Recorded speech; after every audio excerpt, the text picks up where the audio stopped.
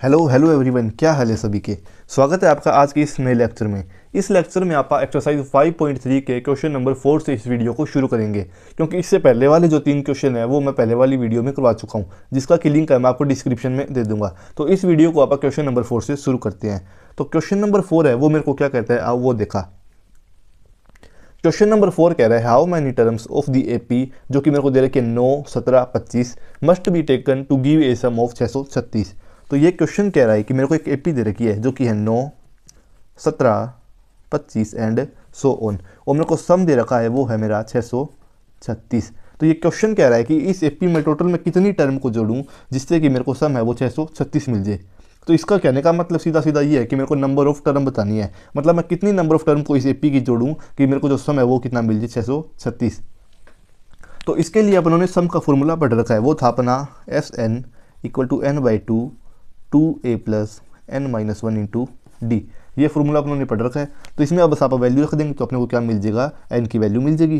तो S N की value रखी वो आई मेरी 636 इक्वल टू एन को निकालना है तो एन बाई टू का एन बाई टू इंटू में 2 ए है मेरा 9 प्लस में n minus one into d कितना है मेरा, डी है मेरा 8 का।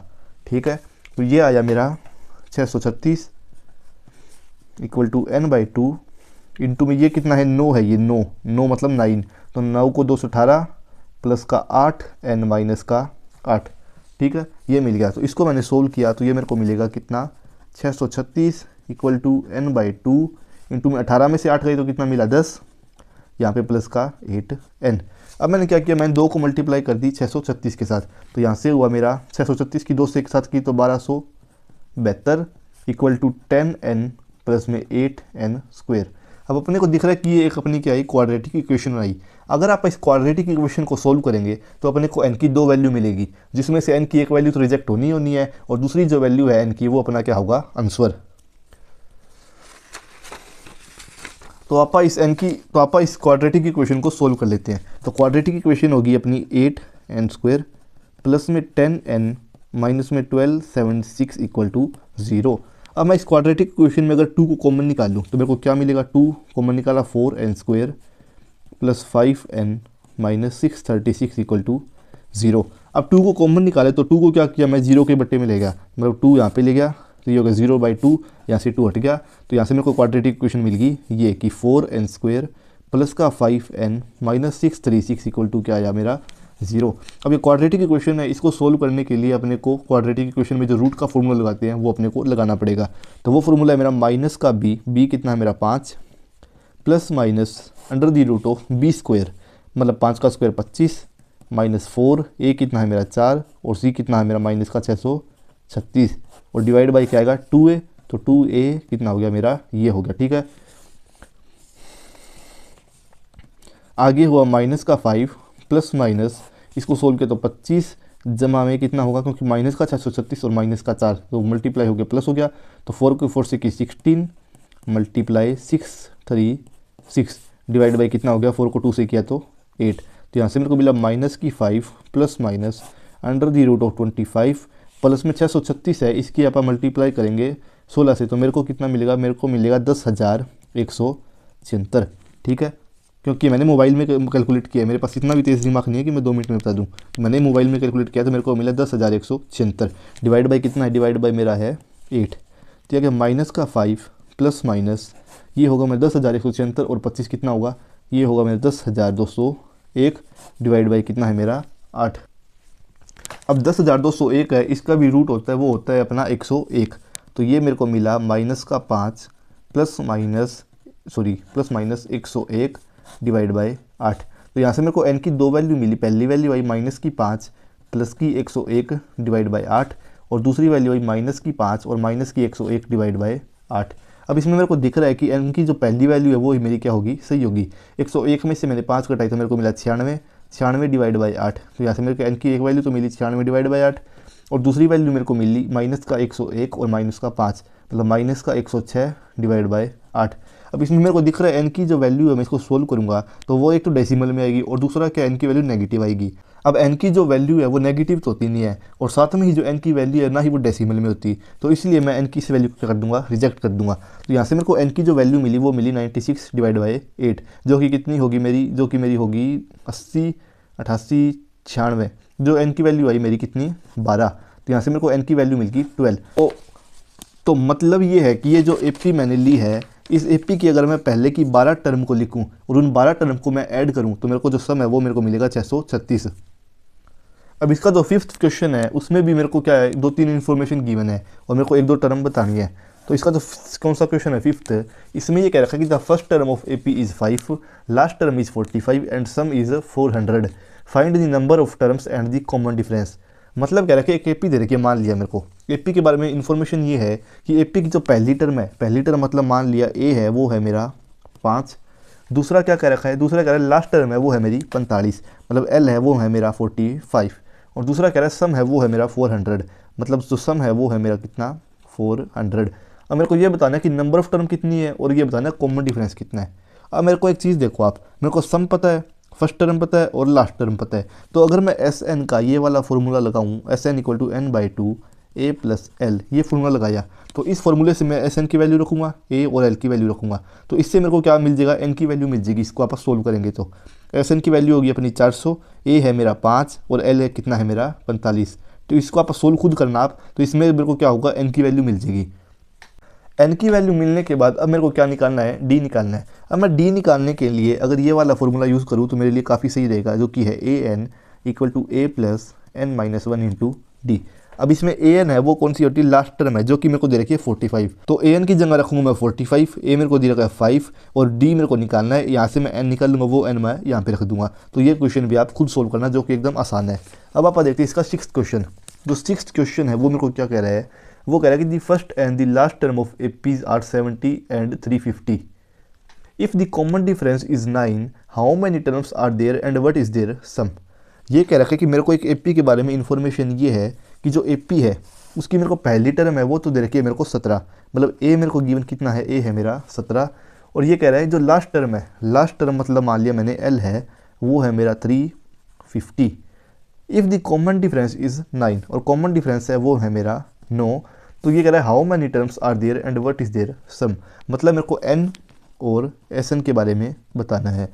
तो मेरे को एन और एस एन के बारे में बताना है, तो अब मैं क्या करूँ, तो अब मेरे को पता है कि अगर मैं एस एन का ये वाला फार्मूला लगाया n by 2 a plus l, तो ये वाला फार्मूला इस बार मेरे काम का नहीं है। क्यों काम का नहीं है, क्योंकि इसमें मेरे पास 2 वेरिएबल आ जाएंगे, एस एन आ जाएगा और एन आ जाएगा, क्योंकि मेरे को इन दोनों की वैल्यू नहीं पता। तो ये फार्मूला तो इस बार अपना क्या हो गया, रिजेक्ट हो गया। तो इस बार आप फार्मूला सबसे पहले लगाएंगे ये वाला A N equal to A plus N minus 1 into D वाला, क्योंकि इस फॉर्मूले में मेरे को ए एन पता है, ए एन मतलब लास्ट टर्म जो है वो है कितनी 350, तो 350 है वो मैं यहाँ पे ए एन की जगह पुट कर दूंगा, क्योंकि ए एन को अपना लास्ट टर्म ही मान रखा है, तो ए एन यहाँ पे क्या आ जाएगा 350, ए की वैल्यू आ जाएगी मेरी 17, प्लस में डी मेरे को कितना गिवन है, डी है मेरा 9। तो इसमें अगर आप सभी वैल्यू को रखेंगे तो यहाँ से मेरे को मिलेगा एन, ठीक है, यहाँ से एन मिल गया। अब मेरे को क्या निकालना है, अब मेरे को निकालना है सम। तो सम निकालने के लिए अब मैं फॉर्मूला ये वाला लगा सकता हूँ, S n equal to n by 2 a plus l, क्योंकि यहाँ से मेरे को एन मिल गया वो मैं यहाँ पे रख दूंगा, ए मेरे को दे रखा है 17 है और एल मेरे को दे रखा है 350 है, तो यहाँ से सब मेरा आ जाएगा एकदम सीधा।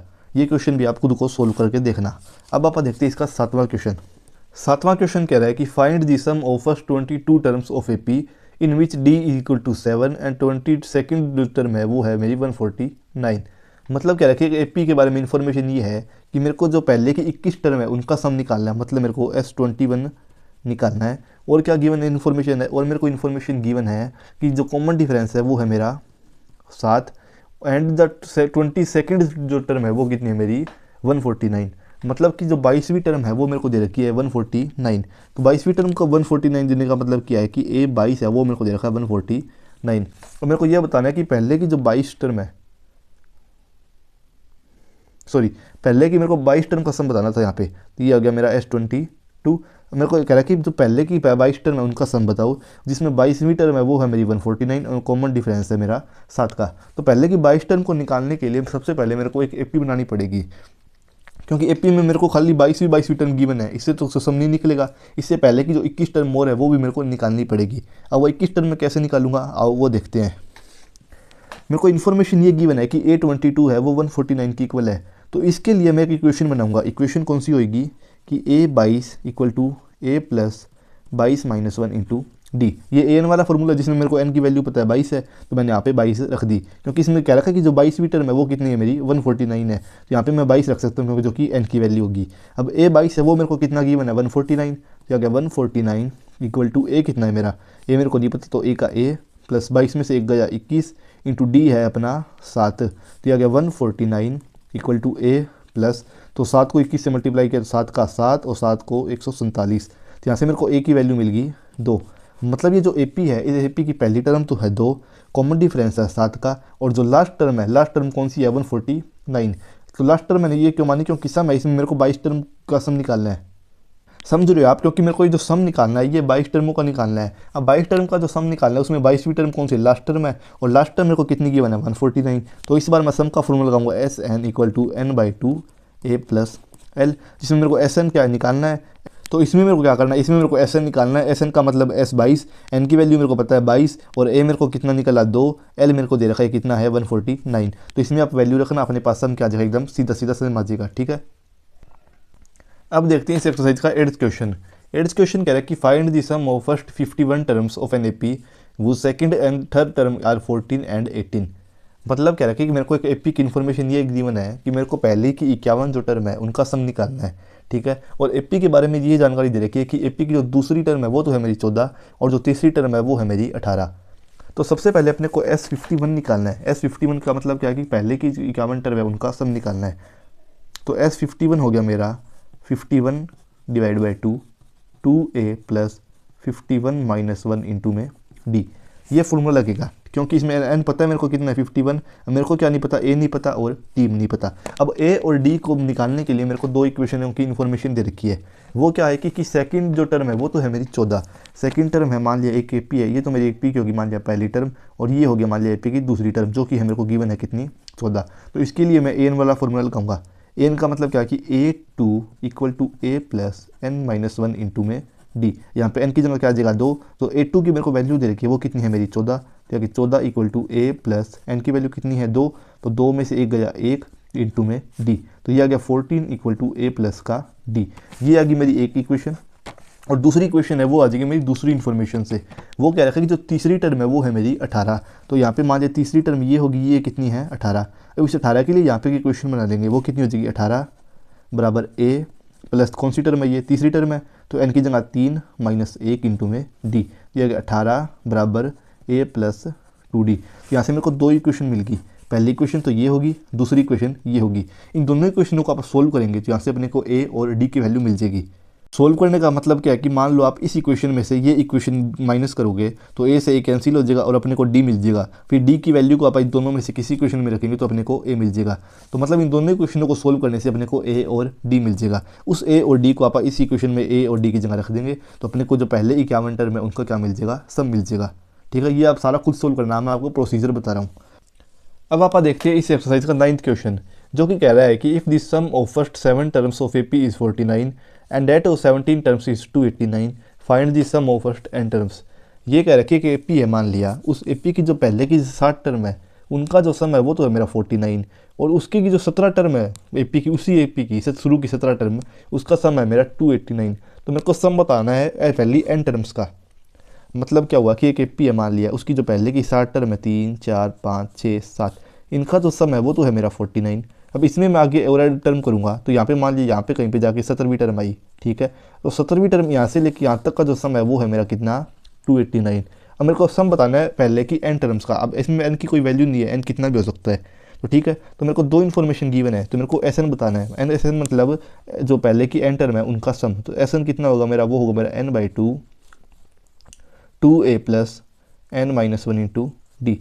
अब इस फॉर्मूले में मेरा n तो n ही रहेगा क्योंकि n टर्म का मेरे को सम बताना है, लेकिन a और d मेरे को निकालने पड़ेंगे। अब a और d निकालने के लिए मेरे को ये दो इन्फॉर्मेशन इसीलिए दी है कि मैं a और d निकाल सकूँ। मेरे को पहली इन्फॉर्मेशन क्या है कि पहले की जो 60 टर्म है उसका सम है मेरा 49, तो मतलब S7 जो है वो है मेरा 49। तो इसके ऊपर मैं फॉर्मूला लगाऊंगा Sn equal to n/2 2a plus n-1 into D वाला। ठीक है, तो वो हो गया मेरा 49 इक्वल टू n/2, n कितना है मेरा 7 डिवाइड बाई 2 2a प्लस में 7 माइनस 1 इंटू में d, तो आ गया 49 इक्वल टू 7/2 2a प्लस में 6d। तो 49 को 2 से मल्टीप्लाई किया तो ये 98 इक्वल टू 14a प्लस में 42d। तो ये आ गई मेरी पहली इक्वेशन। दूसरी इक्वेशन का मैं यहाँ निकालूंगा यहाँ से कि जो पहले की 17 टर्म उसका सम कितना है मेरा 289, मतलब S17 है वो है मेरा 289। तो यहाँ से जगह 289 इक्वल टू n/2, n कितना है मेरा 17, क्योंकि 17 टर्म मेरे को दे रखी है उसकी इन्फॉर्मेशन में। तो 17/2 2a प्लस में 17 माइनस 1 16 इंटू में d। तो ये हो जाएगा 289 equal to 17 divide by 2 2a plus में 16d। ठीक है, तो मैंने यहाँ से क्या किया, मैंने यहाँ से किया 289, इसमें से 2 कॉमन निकाला अंदर में से और इस 2 से कैंसिल कर दिया। तो ऊपर बचा 17, ऊपर क्या से a प्लस में 8d। तो ये हो गया मेरा 289 इक्वल टू 17a प्लस में 17 की मल्टीप्लाई 8 से, तो 8 से 64 की 4 कैरी बची 6 8 8 और 6 14, तो 144 का d। तो यहाँ से मेरे को 2 इक्वेशन मिली, एक इक्वेशन तो होगी मेरी ये और दूसरी इक्वेशन होगी मेरी ये।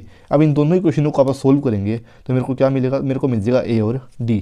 ठीक है, यहाँ से अपने को 2 इक्वेशन मिल गई। अब मैंने क्या किया, कैलकुलेशन को दोबारा चेक कर लिया तो 49 7/2 2a plus 6d 49 98 7 2 14a plus 7 6 42d। ठीक है, ये ठीक है। यहाँ पे 289 17 divide by 2 2a plus 16d, इसमें से 2 कॉमन लिया और 2 को कैंसिल कर दिया तो 289 17, तो a प्लस 8d यहाँ पे आ गया। 17 का 17 289, 17 की मल्टीप्लाई की 8 से तो 56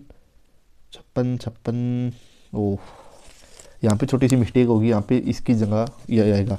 8 को 7 से मल्टीप्लाई किया तो मैंने गलती से 64 कर लिया था, लेकिन ये होगा 56। तो 56 का यहाँ पे हो गया 6, कैरी कितनी बची 5, तो 8 1 जा 8 और 5 13, तो यहाँ पे आएगा 136d। ठीक है, सो यहाँ पे गलती हो गई थी मेरी।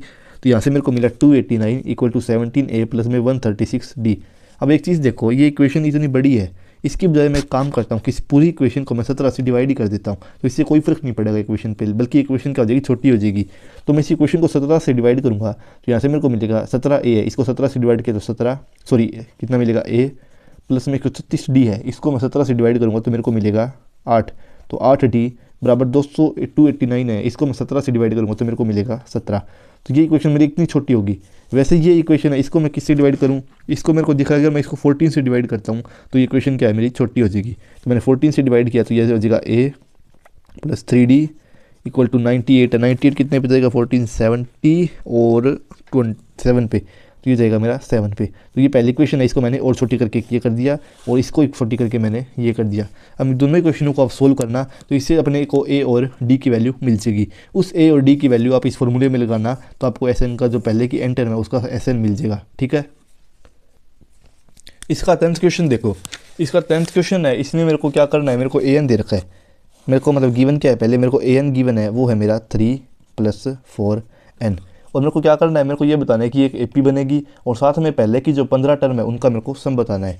तो इसमें पहले को ये देखो an मेरे को 3 + 4n देने का मतलब ये है कि इसमें मैं n की अलग अलग वैल्यू रखते जाऊँगा तो मेरे को एक AP बनती जाएगी।